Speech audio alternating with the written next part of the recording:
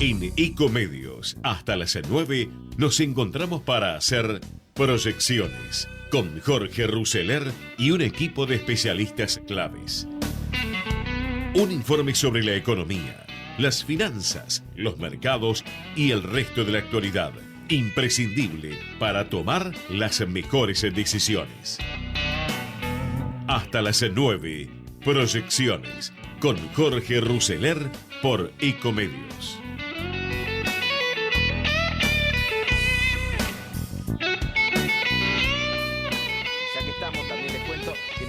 Que nos escriban y nuestro hashtag es Mesa Chica. ¿Qué tal, Alejandro Katz? Muy bien, muy buenas noches. Bien, ¿sigue existiendo la Argentina? Bueno, sigue existiendo.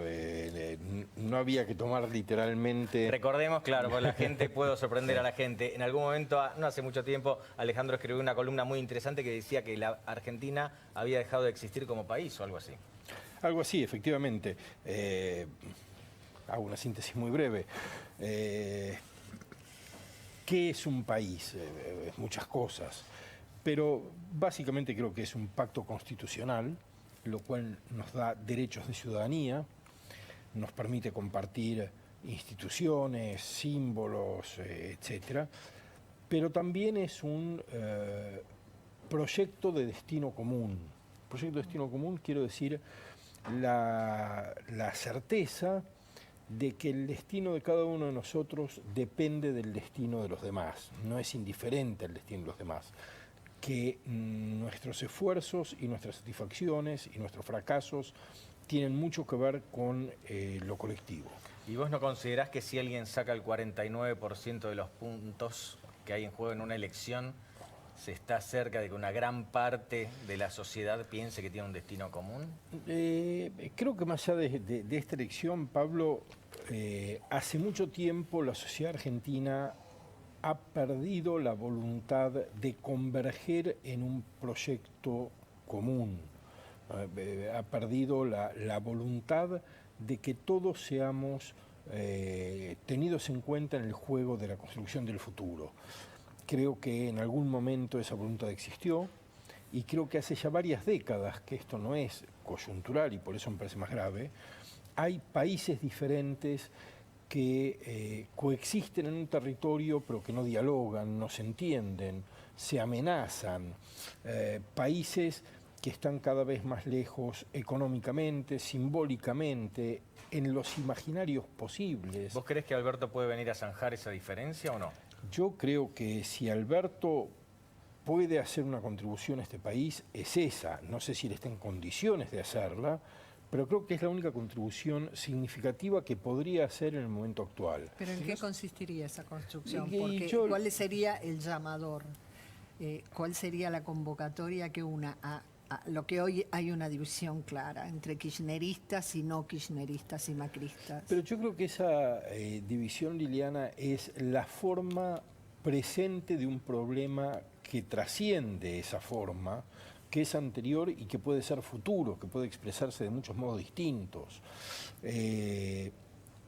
Creo que las condiciones en las que Alberto va a asumir la presidencia, si efectivamente, como todo parece indicar, gana las elecciones a fin de mes, las condiciones en las que va a asumir no son las condiciones que le van a permitir imaginar un proyecto transformador desde ningún punto de vista fundamental, por varios motivos. Primero, porque las restricciones económicas son muy serias, porque la condición social es muy grave, porque el mundo está mutando a un escenario muy complejo que no favorece los experimentos, pero además porque la propia coalición que lleva a Alberto al poder es una coalición conservadora, en el sentido de una coalición destinada a preservar el statu quo, no a cambiar los problemas profundos de este país. Pero para Alejandro, porque cuando vos decís cambiar el status quo y uno escucha a Grabois hablar de reforma agraria, hay algún trasnochado que se puede confundir. Sí, Pablo, pero ¿cuáles son los pilares de la coalición de Alberto?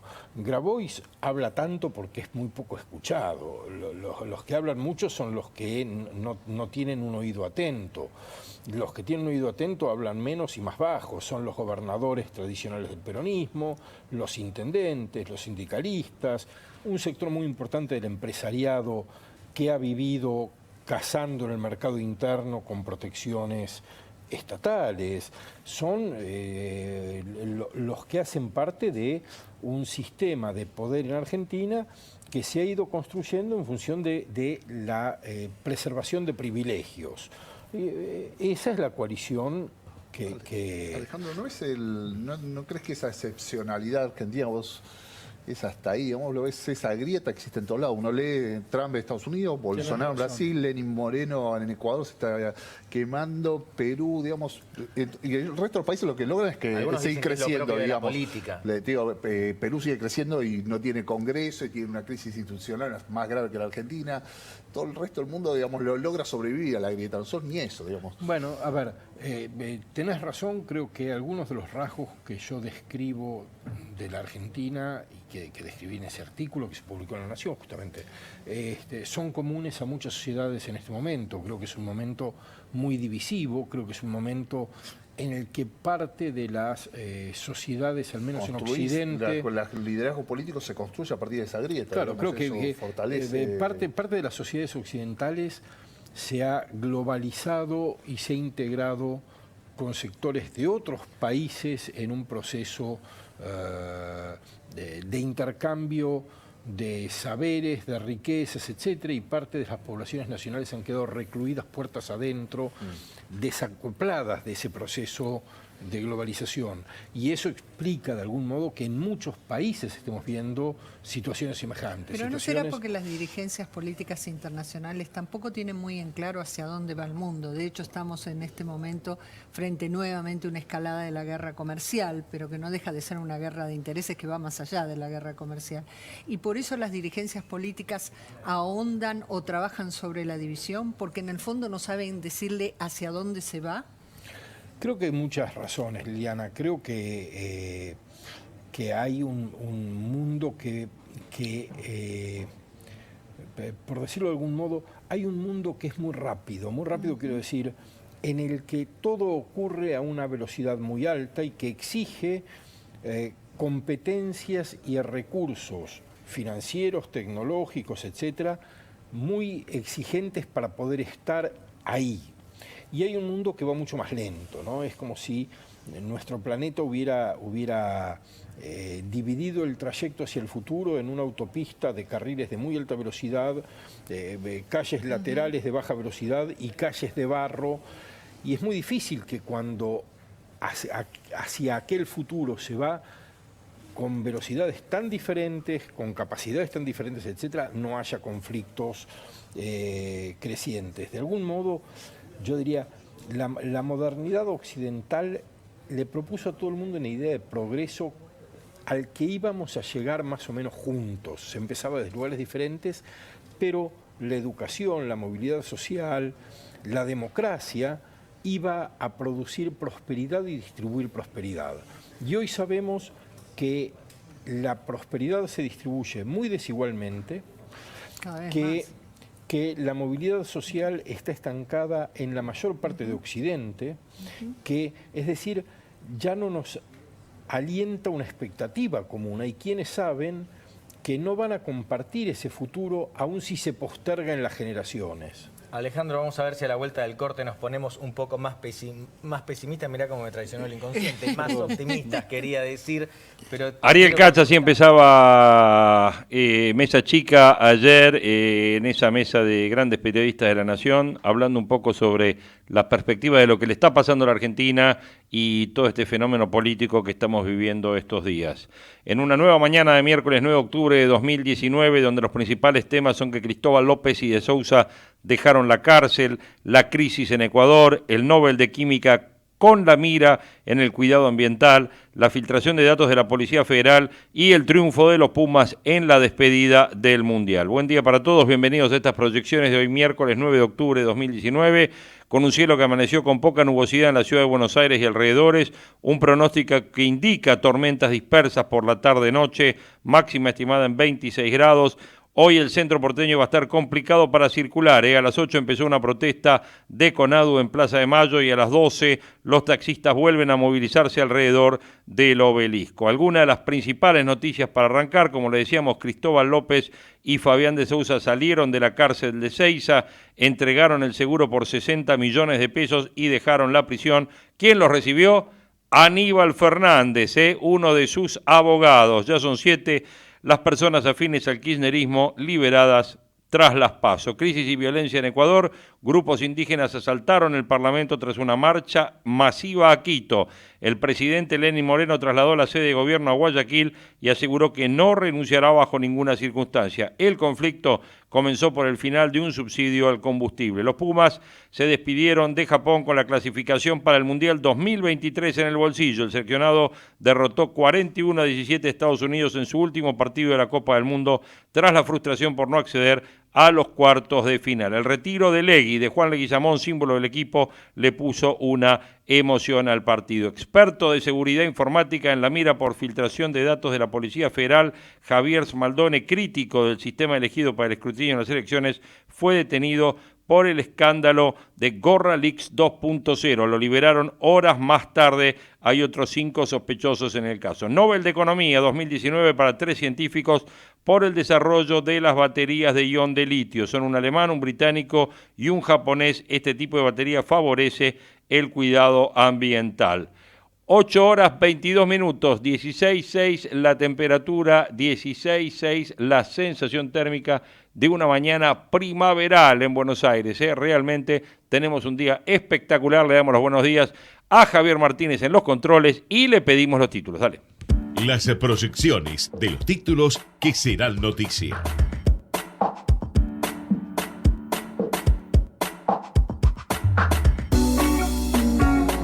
Le decíamos que Lenín Moreno resiste en Ecuador. Violenta protesta indígena por subsidio hackea a su gobierno. Desafío cambiario, el Banco Central mantiene estable el dólar, pero las reservas caen a su nivel mínimo en un año. La salida de depósitos en dólares, la imposibilidad de refinanciar vencimientos y la permanente demanda de divisas, aún bajo cepo cambiario, confluyeron ayer con el pago del cupón del Bonar 2020 para que las reservas del Banco Central se dieran 84 millones de dólares y por primera vez desde octubre del año pasado perforaran los 48.000 millones. Así pierden más de 18.000 millones desde las PASO y caen por debajo del nivel que tenían antes de que el fondo hiciera el primer desembolso. La tasa bajó al 72% y el dólar se mantuvo casi sin cambios. El gobierno acudió al ANSES para financiarse con 260 millones de dólares. Emitió 2 letras, una en pesos, otra en dólares, colocación directa al Fondo de Garantía de Sustentabilidad del ANSES a 10 días de haberse dictado el decreto que obliga al sector público a tomar deuda de corto plazo del Estado. Desde Hacienda aseguran que se trata de una renovación que vence el 1 de abril del año próximo. Los bancos avanzan con el modelo de corresponsalía, Las entidades financieras pueden aliarse con comercios del sector retail para ampliar sus canales de atención. La implementación obviamente es gradual. El cepo traba inversiones millonarias en energía eólica. Empresas del sector advierten que las restricciones cambiarias impiden repagar créditos y girar divisas a los bancos que financian el desarrollo de los parques de energía renovable. Medida del 2013, Chevron salta restricciones por un decreto de Cristina. Le permite a la petrolera de Estados Unidos exportar sin retenciones, además de tener acceso prioritario al mercado de cambio sin que deba liquidar las divisas en la plaza local. Vaca muerta, luces y sombras de los números 1 bajo el reflector. Los CEOs advierten sobre las necesidades de reglas claras. La tapa del cronista de hoy y una nota de Willy Cohen donde dicen vienen más impuestos, más Estado y ahora por el hambre. Llama la atención que no haya una sola mención a la inflación. Con mercados que ayer cerraron, en el Merval el 2% para abajo, el Dow 1,19 para abajo, el dólar mayorista del Nación 57,85 y el riesgo país en 2.084 puntos, apenas abajo de los 2.100 puntos. Alerta en la región por la escalada de la crisis en Ecuador. Moreno, que trasladó el gobierno a Guayaquil, recibió el apoyo de 7 países latinoamericanos. Una marcha de indígenas tomó el Parlamento, pero fue dispersada. Ecuador se parece demasiado a sus volcanes, casi siempre suaves y tranquilos hasta que estallan. una cadena de acontecimientos imprevisibles con eje en las medidas económicas del presidente Lenín Moreno, entre ellas la eliminación de los subsidios a los combustibles, tuvo su colofón ayer cuando miles de indígenas tomaron la Asamblea Nacional, lo que disparó la tensión a límites casi olvidados en el país andino y provocó la alarma en toda la región. En Quito, los enfrentamientos se reproducían en distintos puntos de una ciudad abandonada por Moreno y los otros poderes del Estado, quienes se fueron a Guayaquil anteanoche. Con su traslado a la segunda ciudad del país, el gobierno evidenció su incapacidad para mantener el control de la capital política y administrativa en medio del desconcierto nacional. Moreno apuntó contra su antecesor, Rafael Correa, y contra el venezolano Nicolás Maduro, acusándolos de activar un plan de desestabilización para sacarlo del poder. Moreno recibió el respaldo de 7 países, entre ellos la Argentina, que además rechazaron las acciones del líder chavista. El Nobel de Literatura va en busca de una revancha. Luego del escándalo, mañana anuncian 2 ganadores. En una trama digna del año pasado, la entrega del Premio Nobel de Literatura fue suspendida a causa de una serie de denuncias de abusos sexuales, corrupción y filtraciones que derivaron en 8 renuncias en la Academia Sueca. Mañana finalmente se darán a conocer los 2 premios, los del 2018 y los del 2019, en un ambiente de expectativa y de sospechas. El nuevo secretario de la Academia confía en recuperar el prestigio de la distinción. Trump pone trabas al impeachment, se negó a colaborar con la investigación. El macrismo envía al Congreso su plan de desarrollo, espera que los proyectos sean debatidos y la Iglesia avala el plan de Fernández. El titular de Cáritas respaldó con su presencia la propuesta de campaña. Carlos Tisera, titular de Cáritas, la Iglesia le da aval al plan contra el hambre lanzado por el candidato Alberto Fernández. En el episcopado explicaron que la presencia del responsable del brazo social de la Iglesia en el acto de anteayer tuvo un carácter institucional y que la Iglesia fue invitada a participar, al igual que otras organizaciones que trabajan en la asistencia alimenticia. Ya dijimos que López y de Sousa se suman a los kirchneristas liberados en 3 causas distintas tras la PASO. Los empresarios abandonaron ayer la cárcel tras cumplir con la fianza, nunca debieron estar presos, afirmó Alberto Fernández. Oferta a Alberto Fernández. Fondos de inversión esperarán 4 años para cobrar. Tapa de Ámbito de hoy. A cambio, piden que no haya quitas de capital y discutir intereses. La oferta presentada a Alberto Fernández por fondos de inversión que tienen en su cartera gran parte de la deuda emitida durante el gobierno actual incluye la propuesta de una espera de 4 años. Con esto, Argentina comenzaría a regularizar su situación hacia el 2024. Piden, sin embargo, que no haya quitas en el capital y discutir los intereses. Desde el fondo, la idea es mirada con desconfianza, más si la intención es negociar individualmente. Para el fondo, la solución tiene que ser integral. Dilema para Macri: desde el advenimiento de Cambiemos, el no emitirá se transformó en un mandamiento. Si bien a veces se pecó, el acuerdo con el fondo impidió cumplirlo a rajatabla, o sea, emisión cero. Pero la caótica situación conlleva a que Macri deba enfrentar el dilema de incumplir o emitir fuerte y dejarle el problema a su sucesor. Las provincias endurecen los reclamos por fondos. Alberto blinda la unidad del PJ, dijo todavía no ganamos. Macri militó en Neuquén, sumar volumen para el 27 de octubre. Chile con una inflación anual del 2,1%. La LELIC con la tasa más baja desde las PASO. Ayer el Central continuó consolidando una caída leve pero constante en las tasas de la LELIC. Luego de 2 licitaciones diarias, la entidad cerró las negociaciones con un 72%, el menor nivel desde la PASO. El proceso es positivo, pero tiene sus peligros. Como contrapartida, continúan la caída en las tasas de los plazos fijos, que andan alrededor del 55% por 30 días, convirtiendo la opción en no conveniente para el público que ya comenzó a optar por otras alternativas, como el mercado de divisas en todas sus variantes. Tras la desactivación del DNU que baja el IVA de alimentos, piqueteros del Congreso ahora piden quita de impuestos a productos para celíacos. Según la Corte, se puede hacer pero sin tocar fondos coparticipables, es decir, más carga para la nación. Kristalina no habló del país en su discurso inaugural, habla de Kristalina Georgieva, que ayer presentó su discurso inaugural en el Fondo Monetario Internacional. Y el gobierno tiene un plan paralelo de campaña para los desocupados, es lo que está diciendo en tapa el diario Ámbito Financiero, donde dice que Arcor por la crisis adelanta las vacaciones también y hay máxima tensión en Ecuador por una marcha contra Moreno. Máxima tensión por la marcha contra Moreno. La situación en Guayaquil es complicada. El tuit del día, Alberto Fernández, dijo: por una vez olvidemos lo que nos separa y pensemos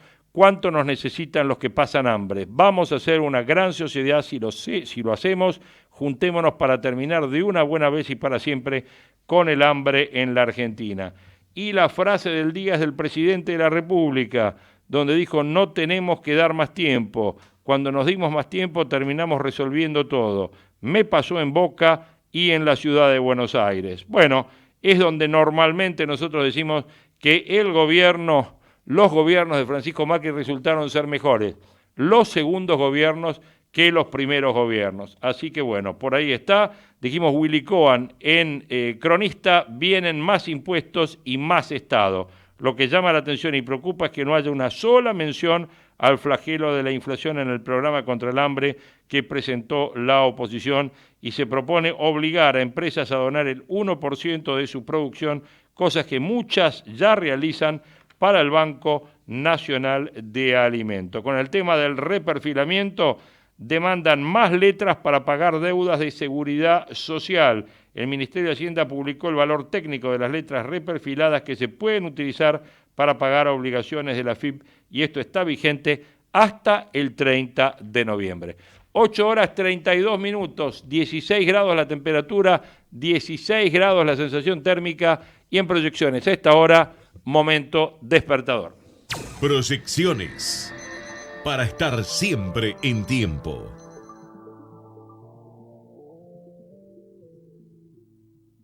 Close your eyes, have no fear. The monster's gone, he's on the run, and your daddy's here. Beautiful, beautiful, beautiful, beautiful boy.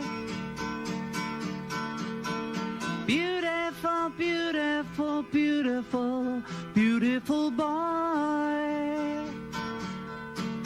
Before you go to sleep, say a little prayer. Every day, in every way, it's getting better and better. Beautiful, beautiful, beautiful, beautiful boy. Beautiful, beautiful, beautiful, beautiful boy.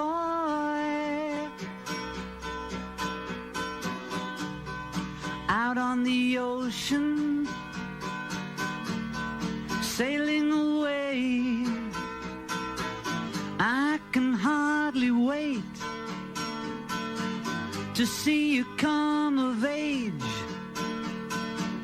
But I guess we'll both just have to be patient, 'cause it's a long way to go, a hard road to hoe. Yes, it's a long way to go, but in the meantime, before you cross the street. Un día como hoy estaría cumpliendo 79 años John Lennon, John Winston Ono Lennon, nacido en 9 de octubre de 1940 en Liverpool, artista, músico, multiinstrumentista, cantautor, compositor, poeta, dibujante, escritor, pacifista, activista y actor, conocido por ser uno de los miembros fundadores de la banda pop rock The Beatles. Nació y se crió en Liverpool. Siendo adolescente se vio inmerso en el mundo británico del skiffle. Tomó la banda The Quarrymen en 1956, que posteriormente en 1960 se convertía en los Beatles. Sailing away, I can hardly wait to see you come of age.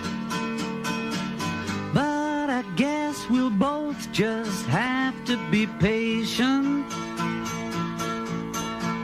For it's a long way to go.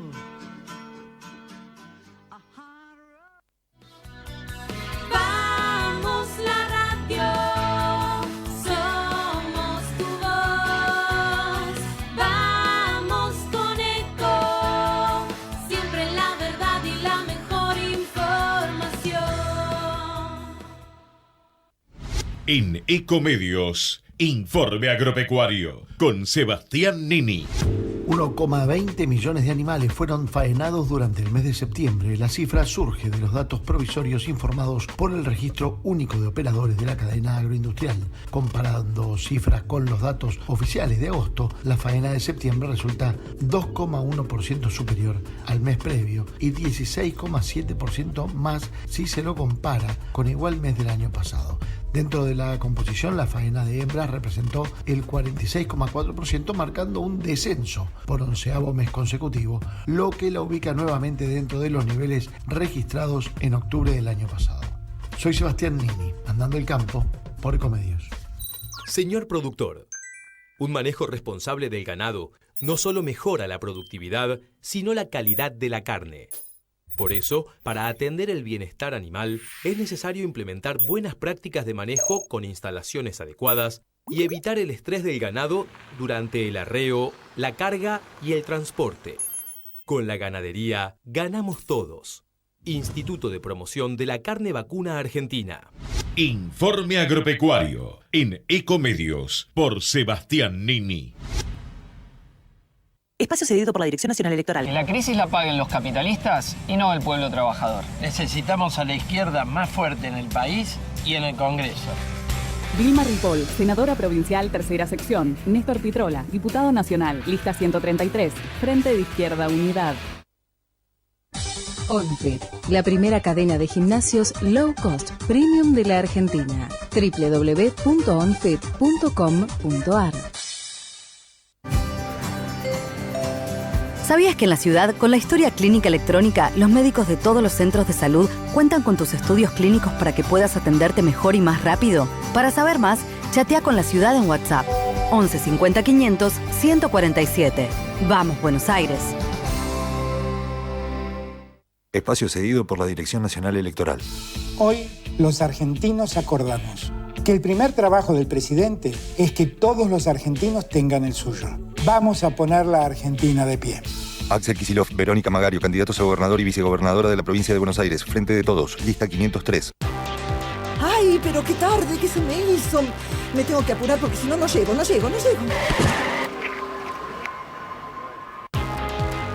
No. ¿Pero seguro? ¿Qué problema? Bueno, vamos a encontrar una solución. Bancame ahí que en 2 minutos estoy con vos. Bueno, vos ahora te tenés que ir. Sí, pero yo quiero hablar de esto ahora. Cuando llegue a casa te llamo. 3 de cada 10 muertos en el tránsito son peatones. Cruzá siempre por la senda peatonal o esquina, respetando los semáforos. Allí, todos los vehículos deben darte prioridad. Luchemos por la vida. Podés vernos en vivo en ecomedios.com. Contenidos audiovisuales. Espacio cedido por la Dirección Nacional Electoral. Somos los que no tenemos nada que esconder. Somos los que no transamos con el narcotráfico, los que queremos vivir en paz. Somos todos los que seguimos creyendo que cambiar es posible. Gerardo Cipollini, Daniela Torres, candidatos a diputados nacionales por Chaco. Juntos por el Cambio, lista 503. Conectate con nosotros. youtube.com/ecomedios1220. Hasta las 9. Proyecciones con Jorge Ruseler por Ecomedios.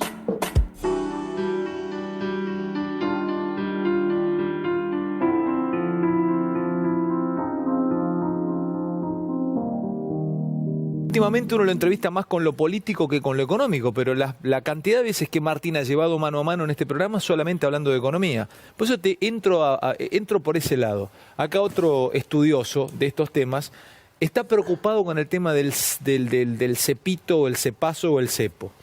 Maxi sostiene que a este ritmo van a tener que ajustar un poquito el corral, que no se van a poder, se van a tener que bajar la cantidad de dólares que se pueda comprar por mes de 10.000 a 5.000, porque no alcanza. Si no querés dejarle, bueno, con el último auxilio del FMI le han dado margen, pero obviamente esa va a ser la disputa el 28 de octubre con Alberto Fernández, porque Alberto Fernández va a querer llegar y tener dólares en las reservas del Banco Central, porque ese va a ser su margen de gobernabilidad. ¿Cuál es tu mirada, Martín, al respecto? Empezamos a charlarlo y llamamos con el primer informe de la noche.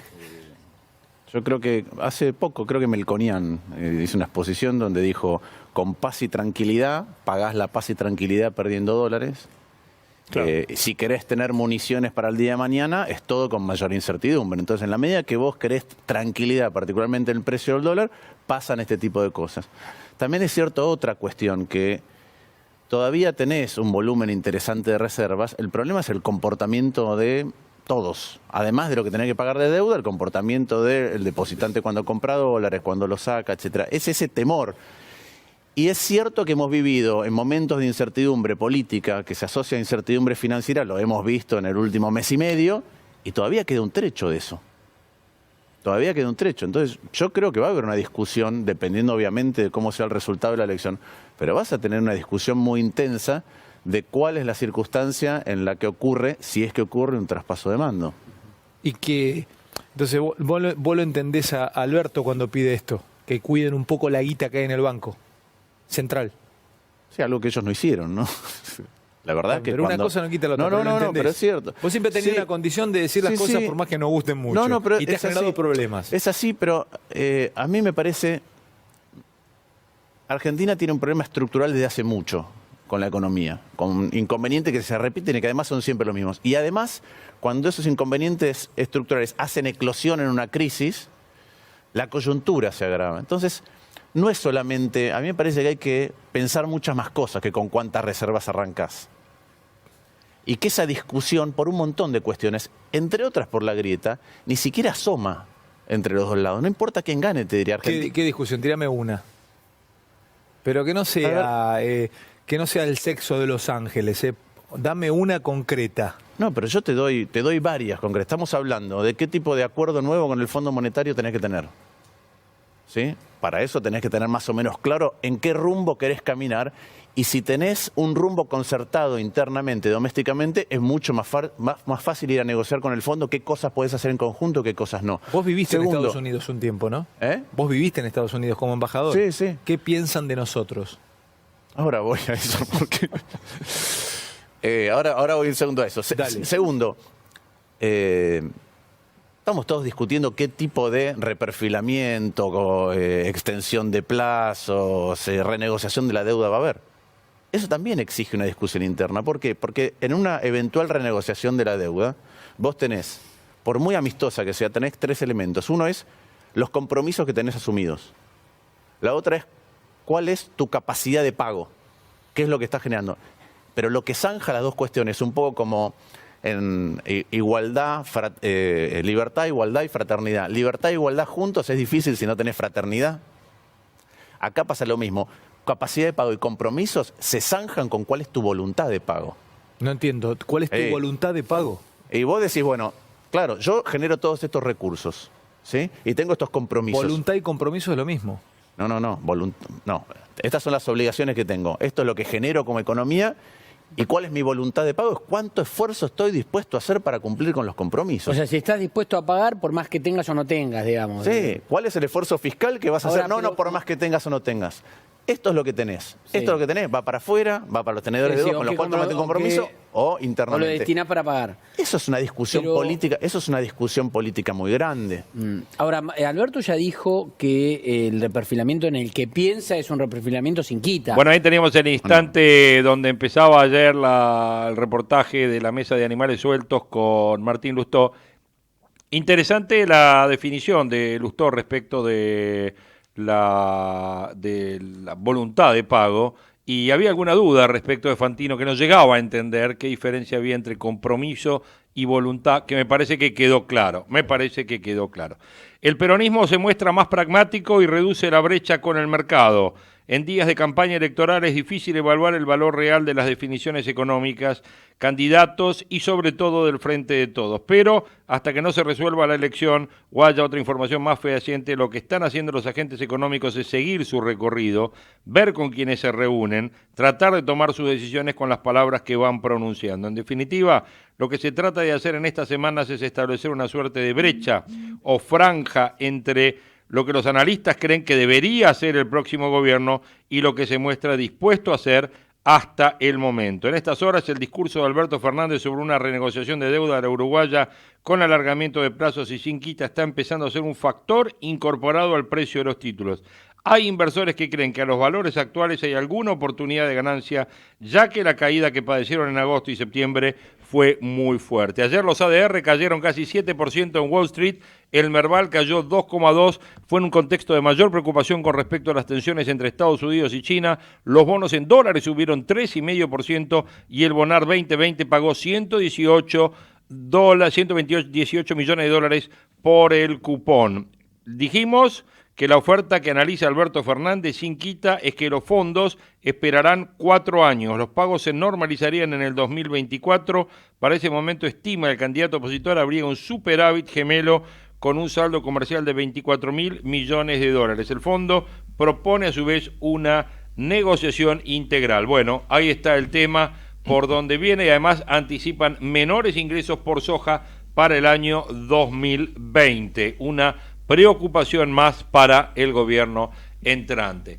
8:46, estoy viendo acá en mi monitor la cara de Julio Argentino Roca y eso significa que se está aproximando el momento de proyectar la historia, porque si viene Roca, viene García Massa. Así lo presentamos.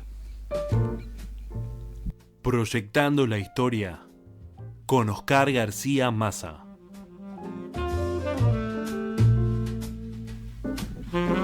Maestro García Massa, buen día, ¿cómo le va? ¿Qué tal? Buen día, Jorge. Venimos con Julio Argentino Roca, el da moto, lo traje atrás. ¡Opa! Y mire que, ¿era altito o era bajito? No, era bajito. Petacón, ¿no? Petacón, petaca, bajeta. Petacón, pero así todo asumió un 12 de octubre la segunda presidencia. La segunda presidencia, vamos a ella del 96 a 1904. Avanzamos.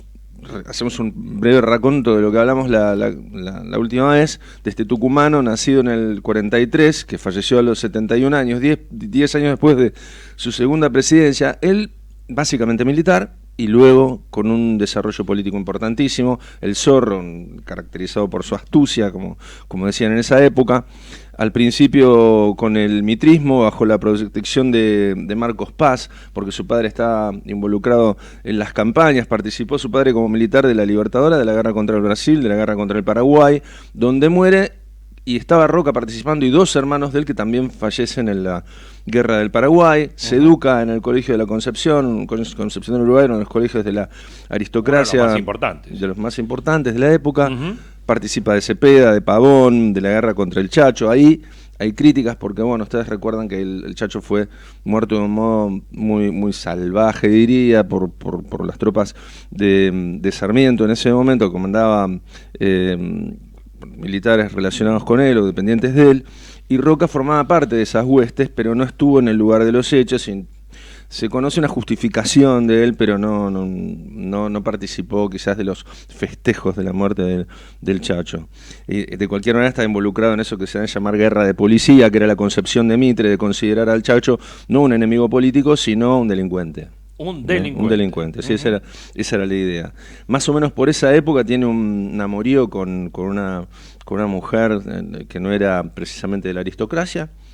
Roca tiene una hija, eso no lo contamos la vez pasada, una hija que no reconoce, pero la que le da luego trabajo de maestra y bueno, apoya a la familia. Va a la guerra contra el Paraguay. ¿No le dio un puestito en el gabinete, no? No, gabinete no, pero trabajo tenía, y era maestra en el lugar, pero no la reconoció. Usted sabe que ahora nadie se contenta con ser maestro. No, claro. Si no, escúchelo a Baradel cada 2x3, no. Qué cosa. En esa época era otra cosa. Ser maestro era otra cosa. Me trae unas cosas que me desmotivan acá. ¿Por qué no me baja los brazos. Entonces, imagínese usted, presidente o gobernador, usted Dios no lo permita. Usted es presidente o gobernador, lo votan. Sí, Y usted qué locura, ¿no? Que me voten. Y viene su hija y le dice, papá, ¿me vas a dar un puesto? Y le contesto así. De maestra, le no, decís. nepotismo no. No, de maestra le dice. Chao, dice, anda a hablar con Baradel, listo. Claro, y está solucionado. Bueno, participa en el Paraguay de las batallas de la toma de Uruguayana, de Yatay, de Curupaití. Todas estas batallas cae enfermo, vuelve al combate, no como hizo otro político, bueno, que no volvió. En Córdoba pelea contra Felipe Varela, participa de la batalla de Ñaembé en el 71, que le da un gran prestigio cuando tenía 28 años. Bueno, vamos a saltear un montón de cosas. Nos vamos, por supuesto, es ministro de Guerra y Marina, concibe la campaña en el desierto, y allí esto le da el prestigio suficiente como para acceder a su primera presidencia. No vamos a hablar de ella, pero sí pasamos a la segunda. Y esta campaña en el desierto sí mencionamos naturalmente que extiende la frontera agropecuaria de tal manera que la Argentina es otra, comienza a ser otra, completamente diferente en esta campaña que emprende Roca. Y en su segunda presidencia, que es lo que vamos a tratar hoy, tiene también, se que observa comienza también en 1898. 1890, sí. Bueno, esta presidencia de él tiene como característica principal, yo diría, observando también el decurso de las otras presidencias de quienes la antecedieron, incluso él mismo, y lo decimos siempre, esto que serían, como decías últimamente, políticas de Estado, una mirada estratégica que tenía objetivos muy claros, y acá en la segunda presidencia de Roca se ajusta todo esto. Hay algo muy interesante que quiero destacar. Bueno, crea el Ministerio de Guerra y Marina, el Ministerio de Agricultura, el Ministerio de Obras Públicas, por supuesto áreas en las que se trabajaba, pero bajo la forma de ministerio. Después vamos a hablar sobre justamente la agricultura y en general las profesiones técnicas, que es algo en lo que él trabaja. Resuelve conflictos con Chile de tipo fronterizo, el tema de la frontera con Brasil. El telégrafo, Jorge, se extendía ya por 50.000 kilómetros, 50.000 kilómetros de telégrafos. Esto, las comunicaciones, que eran fundamentales, junto con algo que vamos a hablar en un ratito, con el ferrocarril. Claro, o sea, a corta distancias. A corta distancias, la producción y el telégrafo, por supuesto, la información y también el control del país centralizado en cuanto a la política y en cuanto todavía a los problemas que hubiera contra el indio en la zona de frontera. Esto en el telégrafo, ¿no? Bueno, educación técnica industrial. Quiero hacer un parate en esto. Eso le iba a consultar. Porque, dígame.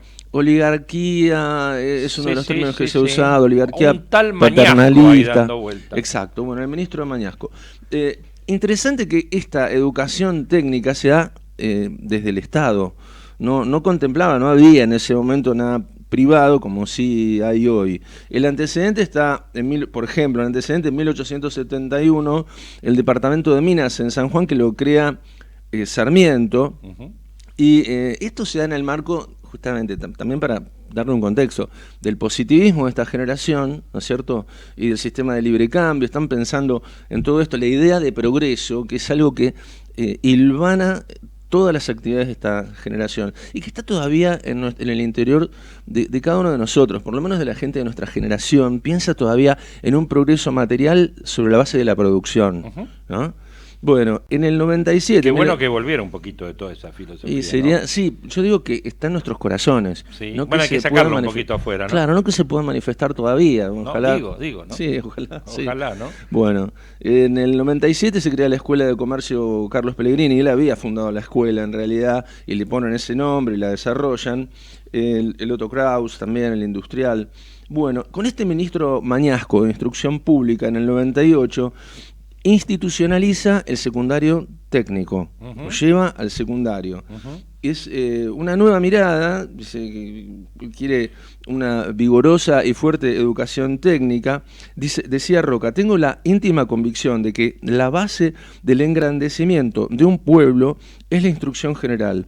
Por ella se eleva el nivel moral de los ciudadanos y la nación adquiere y puede manejar todos sus resortes, pero él también decía, esto fue discutido por otros sectores, no estaban de acuerdo, con que la educación tenía que bajar a la técnica y desarrollarla allí, que ya se habían ocupado sobremanera, dice quizás en exceso, no dice que en exceso y que había que eliminarla, pero sí que había quizás un exceso en ocuparse de los estudios superiores. Y él no estaba tan de acuerdo, creía que había que desarrollar lo técnico. Entonces crea escuela de aprendices anexas a los ferrocarriles, ¿no? Ahí están, por ejemplo, yo tengo un bisabuelo banista, por ejemplo, se había formado en el ferrocarril.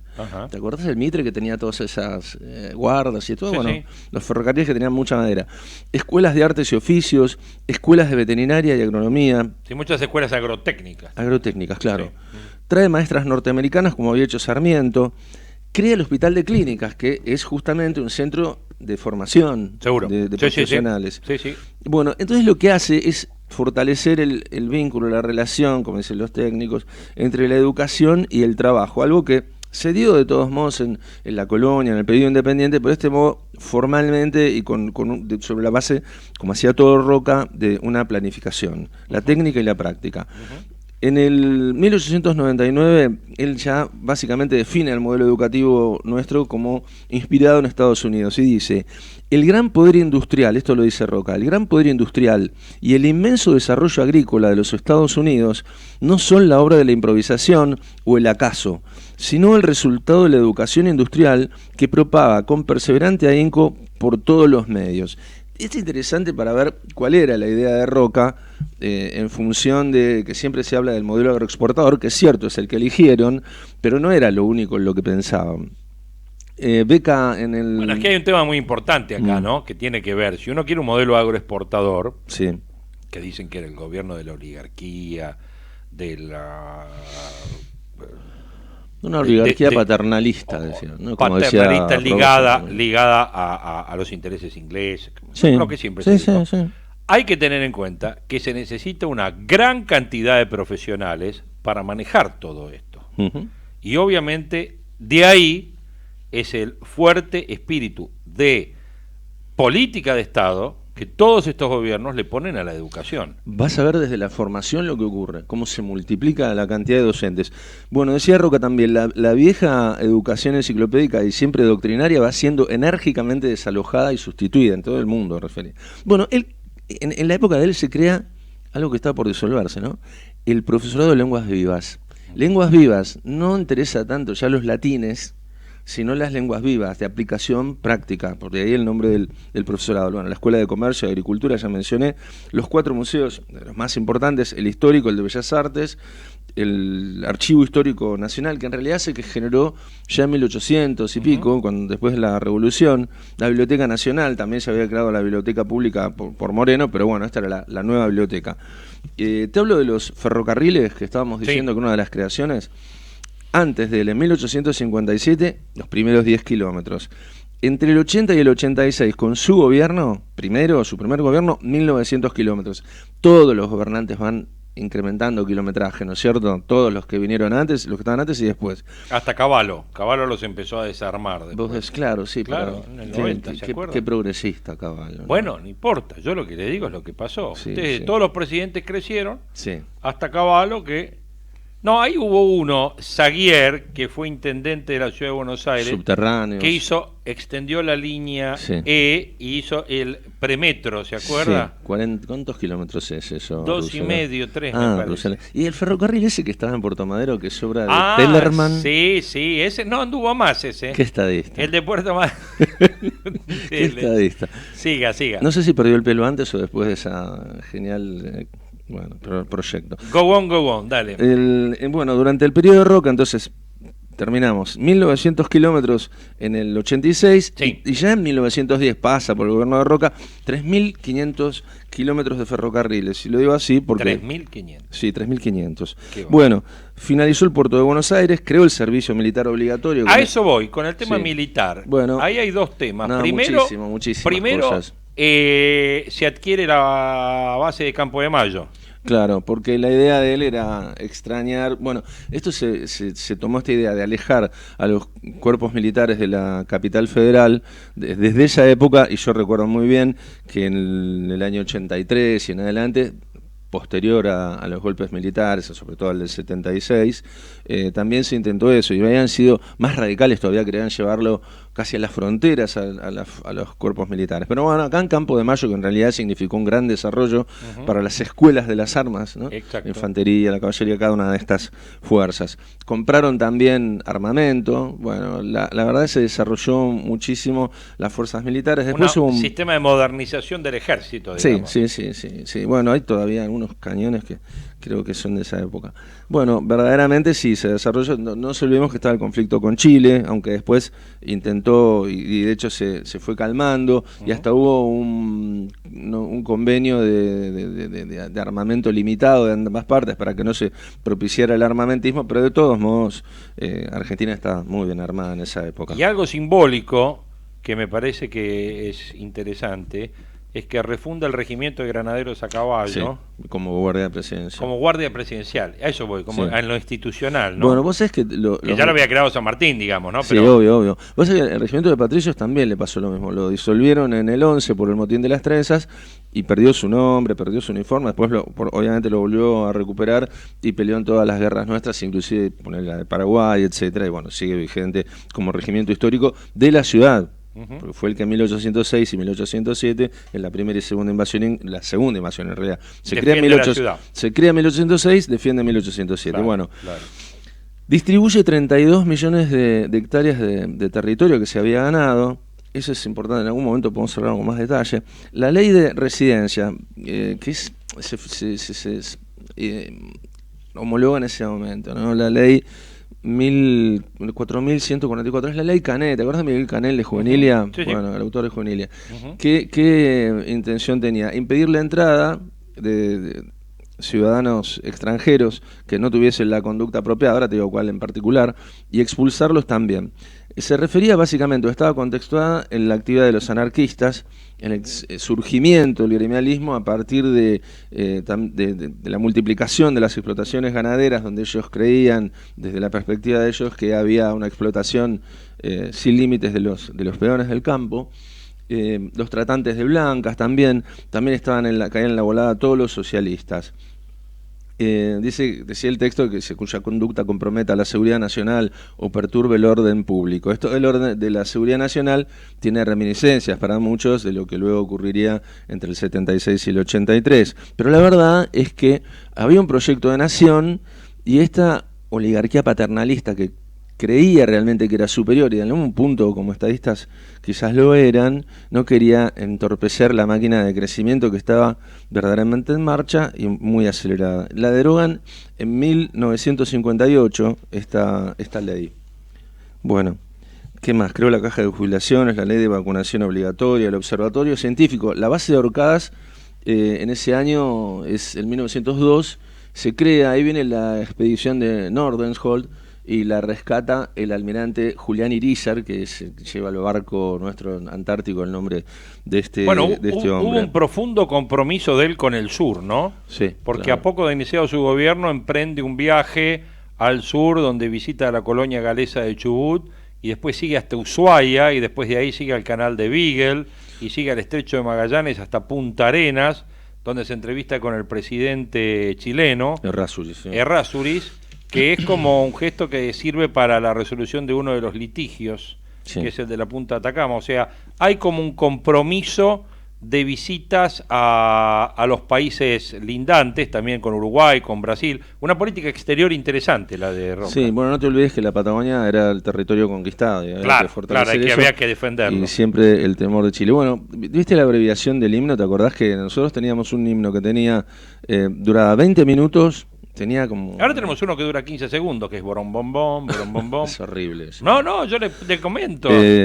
14, bueno, te decía más o menos 20 minutos, 14 estrofas. Sí. Y le cortó frases, decía él, que eran se habían escrito en su momento en 1813, con propósitos que eran transitorios. Bueno, era con el objeto de mejorar las relaciones con las naciones monárquicas, en particular con España. ¿Te acordás que en ese himno se hablaba decía, a sus plantas rendido un león, que era interpretado como el de España o el de Gran Bretaña también en el 6 y en el 7, o todos los países también monárquicos. Y en el momento en que justamente el modelo agroexportador que estaban imponiendo tenías que tener buenas relaciones con esos países, ¿no es cierto? Y los embajadores protestaban. Hablaba de gritos de venganza, de guerra y furor, bueno, todo lo que tenía que ver con la guerra, con la independencia. Cierro ya cerramos, con un análisis de la gestión de él. Nosotros tenemos un punto de vista que hemos expresado sobre la potencialidad del proyecto de progreso de esta generación, una élite gobernante del 80 al 16, y hay otros que ven el tema de las clases sociales que controlaban la política y la economía, una clase social determinada que lo hacía como una crítica, que no estaba abierto a la democracia. Era otro periodo que viene después, ¿no?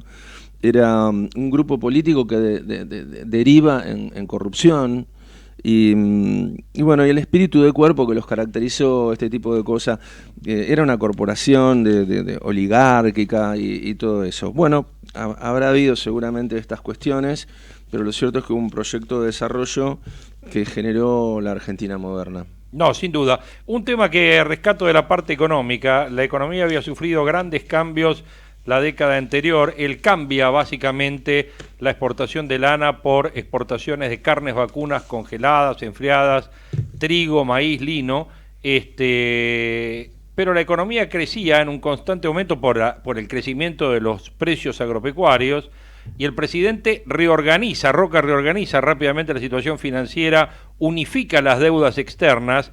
La situación económica se complica cuando hay una rápida baja del valor del papel moneda en relación al oro, porque en ese momento era valor oro lo que se emitía.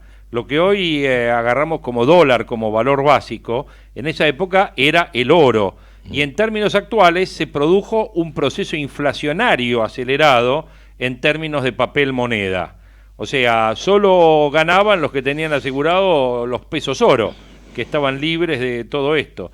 Y Pellegrini presentó y defendió la ley de conversión, que era un primer paso para volver a un esquema convertible, ¿no? 2 años más tarde, Pellegrini fue el encargado por el presidente de iniciar gestiones en Europa para unificar la deuda externa. Y ahí tuvimos un canje de una deuda de 400 millones de pesos oro a distintas monedas de otra denominación, que terminó en un 435 millones. ¿Por qué digo esto? Porque hablamos de inflación, porque hablamos de canje, porque hablamos de deuda, temas que hoy por hoy y en los últimos 70 años han sido común denominador de todos los argentinos. Pero en esta época la Argentina crecía. Vos me estás hablando de miles y miles de kilómetros de ferrocarriles construidos por sobre todo el país, el avance de las telecomunicaciones, el avance, en este caso, del telégrafo, me comentabas, sí. Y sin duda estamos hablando y de la base de la educación, ¿no? La educación, como hiciste mención, todo el tema Mañasco, digamos, todo el proceso de Mañasco, de establecer la educación pública, industrial y agroindustrial, ¿no? Sí, seguramente generaron o terminaron de diseñar en el tiempo de Roca la Argentina moderna. El Pellegrini tuvo que justificar esa renegociación de la deuda porque justamente hubo muchísimas críticas. Él decía que el motor del progreso era el crédito, así que era imposible dejar de tenerlo y hubo que renegociar. Una pregunta, ¿a usted le gusta el agua? Sí. ¿Lo auspicia usted el gobierno de la ciudad, no? En absoluto. Ah, bueno, no, porque me sonó un regalo. Me sonó. Sabe, yo tengo una duda hoy con el señor Grimaldi, que ya está en los estudios. Obviamente nosotros estamos afanando un pedazo de programa, como hacemos todas las mañanas. Grimaldi, buen día, ¿cómo le va? Buen día. No tiene micrófono, Grimaldi. Buen día. Denle derecho porque él paga este espacio. ¿Qué dice, Grimaldi? ¿Cómo anda? Yo tenía una duda con usted. A ver. Primero usted me tiene que agradecer porque ayer le dejé 15 minutos más porque no estuve. Entonces, pudo, ¿vio? Se aprovecharon. De nada, Grimaldi. Segundo tema, yo no sé si yo tengo el dilema de Macri. Porque el dilema de Macri, según ámbito de hoy, es cruzar el Rubicón y emitir o dejarle el balurdo a Alberto Fernández. Yo no sé si hacer un pase y hacer una transición ordenada, o le dejo el balurdo a ustedes, pues, y listo. Como hace, parece, Macri. Esa es un poco la idea, ¿no? O sea, yo me puedo ir y le digo, bueno, listo, chao, me fui, ya está, ¿qué temas tenemos? Encárguese, Grimaldi, es su tema, y me voy. Parece que en eso están los políticos argentinos. ¿Nombró a Alberto Fernández? ¿Quién? ¿Yo? Macri. Macri no lo nombró, Alberto. No, digo, porque si no, es dijo, hay que admitir la derrota. Hay que cruzar el Rubicón, dijo. Claro. Ahora, en función de eso, y después todos, ahora lo veo a Macri muy pegado al calendario judío, ¿vio? Hoy es... Bueno, está bien, pero también lo vi el otro. Yo no sé si comparado con años atrás hay tanta mención a la colectividad. Y después, fiel defensor de las dos vidas. ¿No lo vio? No, eso sí, claro. Cuando el año pasado promovió un debate, este año es fiel defensor. ¿Cómo es el tema? ¿Son posiciones personales o estamos buscando captar electorado de otros? Eso no seguro, sé, eso ¿usted seguro, qué le parece? Yo soy medio ingenuo en esto, ¿vio? Lleva a Rodríguez Larreta 2 senadores que son abortistas. Bueno, por eso le digo, y entonces, pero Rodríguez Larreta no es la misma lista, ¿o es la misma? Bueno, va Macri primero, después Rodríguez Larreta. Va Macri. No se puede doblar ahora, los ¿no? Senadores. No se puede esconder. No la pueden doblar en el cuarto oscuro ningún partido. No se puede esconder. Tiene que estar extendida. ¡Epa! Larreta ayer dijo que no gana en primera vuelta, ¿eh? ¿Ya lo dijo? Qué bueno. Irán al balotaje. ¿Será como dice Macri, que es un cruce de los Andes? El cruce de los Andes. Dijo eso, que era algo así. ¿Qué? ¿Ganar es como el cruce de los Andes? San Macrín, por eso. Sí. No sé, porque el otro ayer dijo... Fuerte Alberto Fernández. Ayer dijo que no sabe quién la tiene más fácil, si Boca el 22 o el 27, pero bueno, yo le digo lo que dice. Nadie hizo mención a que Alfaro estuvo en Huracán antes, ¿eh? Así que usted se salva. No, está bien. No, le digo, pero porque usted... Lo noto a Rousseler que está muy excitado. Tiene el balurdo. Me gustó la del balurdo. ¿El balurdo qué es? El viejo acuerdo con el fondo ya no contiene, pero aún el gobierno parece mantener alzado algunos estandartes. ¿Por cuánto tiempo? Quo vadis Mauricio? ¿Revival del 89? ¿Quién dice eso? Esta es una nota de Jorge Herrera en ámbito bueno, yo le digo 25%, porque estamos viendo cuánto emiten. ¿Vio que falta 300.000 millones para diciembre? Bueno, ¿quién los emite? ¿Cómo 300.000 millones? ¿De pesos? De pesos. Sí. Bueno, ¿usted qué? ¿Usted habla en dólares? Sorry, Grimaldi, yo sé que usted habla en dólares, que usted viene del mercado internacional. Dígame en qué está. Estoy con la lo veo con el fútbol, así que lo veo con el fútbol. Sí. Estoy con la desaceleración sincronizada. Ah, ¿qué es eso? ¿Cómo, no la escuchó a Cristalina ayer?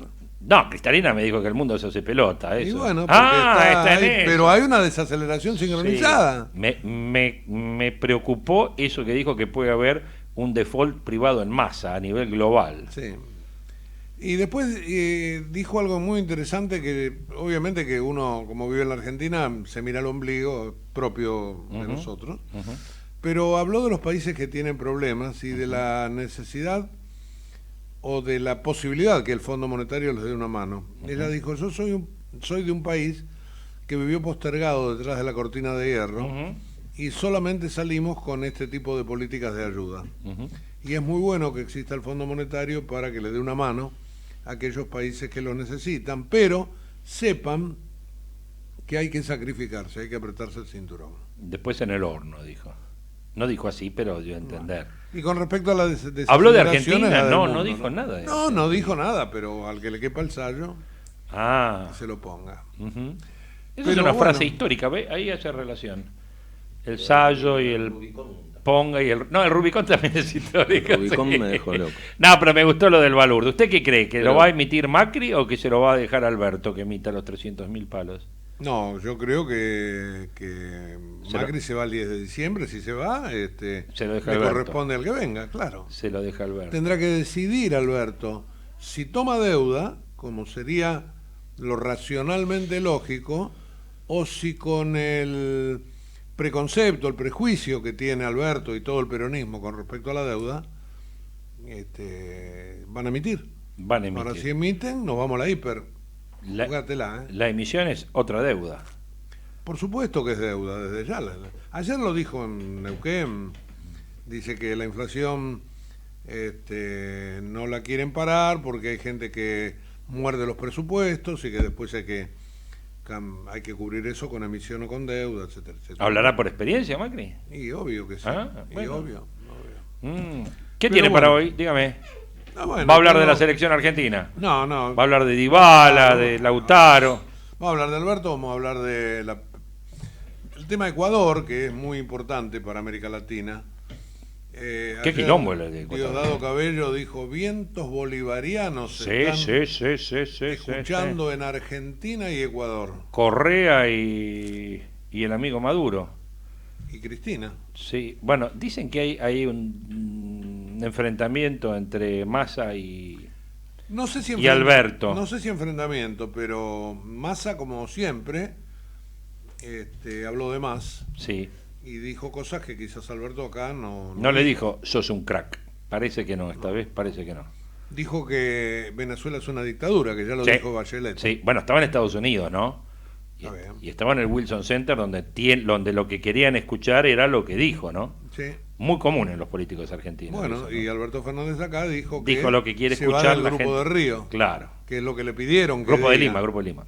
El Grupo de Lima. Sí, dije, sí. Ayer también Sí. tuve el mismo lapso. Usted estaba en el Rock in Río, lo que pasa es que, que también terminó estos días. Sí. El Grupo Lima. Así que bueno, una Pero mañana bueno, linda. Va para ir por ese lado, por Ecuador, por Perú, por el Pacífico, por la injerencia de Venezuela, por los nuevos vientos. Trataremos de hablar con algún analista internacional. Y después, bueno, hay un montón de temas judiciales que tenemos que puntear, bien importantes. No queda nadie adentro, ¿no? ¿Cómo? Perdón. No queda nadie adentro. No. Salieron casi todos. Y bueno, pero debe ser así, supongo. Lo dijo Alberto, que era una injusticia que estuviesen todos adentro. Claro. Puede ser. Pero ¿Vio él lo dijo en el caso de Cristóbal y... Vio quién era el abogado, ¿no? Que lo fue a sacar a Cristóbal, ¿no? No. Aníbal Fernández. Ah, mira. Aníbal lo recibió en el auto y saludó así al público. Pensé que Sí, iba. ¿no vio la foto? Pero no en su condición de abogado. Hay una foto que sale y lo está verdad, saludando. Me enteré, pero no. En La Nación está la foto, mírala después. Está así no haciendo sabía que... Aníbal. Como Bueno, diciendo, acá estoy. Y la tasa del ELIC sigue bajando. Sí, va a seguir bajando, olvídese. Va a seguir bajando porque me parece que es otro de los puntos del acuerdo. Que de a poco vaya bajando la tasa, total, ahí tenemos control cambiario.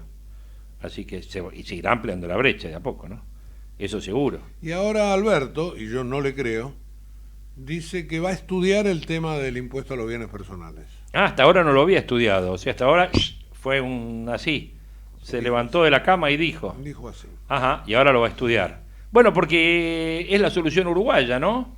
Aunque el otro día escuché a alguien de Uruguay que dijo que todo distinto es bienes personales. En Europa ya no rige más, ¿eh? No. Tiene mínimos no imponibles de más de $1 millón. ¿Sabes lo que ocurre? Que el prejuicio contra los ricos es muy grande en la Argentina. No lo quieren a Macri, el peronismo no lo quiere a Macri porque es rico. Claro. Es un niño bien, rico, acomodado, etcétera. Y Vidal, que como nosotros, que es clase media, que es una laburante, entonces paga el pato del niño rico. Claro. Ese prejuicio nos ha hecho muy mal también a lo largo de la historia. Nunca nos ha llevado a ningún lado. No, al contrario. Y nos ha llevado a enfrentamientos. Eso es enfrentamiento, lucha de clases, digamos. Seguro. En el margen, ¿no? Sí. Pero, viste, después sale Juan Grabois, sale Axel. Estuvo Grabois en televisión ayer. Ah, sí, no lo vi. ¿Lo vio ayer a No, Grabois? no lo vi. Una preguntita a los dos les quiero hacer. ¿Qué opinan de lo del Papa? De las declaraciones hablando de los bolitas, de los paraguas, de esa cuestión interna de la Argentina. Bueno, él está en este momento, y ya lo dejo Oscar, está en este momento en una reunión donde se están tratando los temas latinoamericanos. Sí, por la Amazonia. Sí, aunque aparentemente todos los curas están hablando del casamiento, pero está bien. Sí, está hablando del casamiento. Correcto. Están hablando de eso, y allí sacó a relucir mucha palabrerío del argentino, sobre todo de la clase media porteña, que habla de los bolitas, de los paraguas, etcétera. En el gobierno no gustó nada. Y bueno, pero es parte del discurso del Papa ese. Claro. Lo ha tenido siempre, ¿no? Y la Iglesia apoyando fuertemente institucionalmente, el plan contra el hambre de Alberto Fernández, ¿eh? Sí, claro, estaba el titular de Cáritas, Cáritas al lado. Tal cual.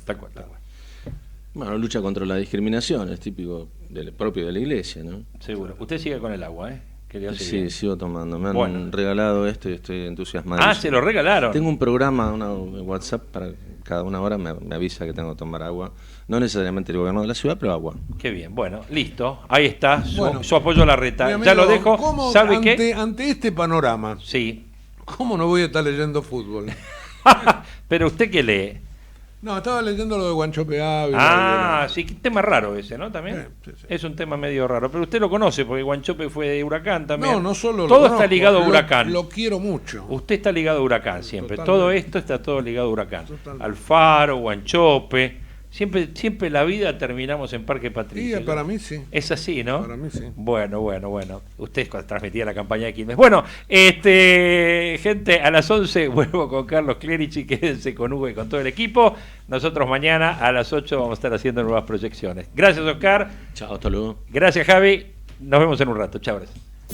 Desde Buenos Aires, transmite LRI 224, AM 1220, Ecomedios.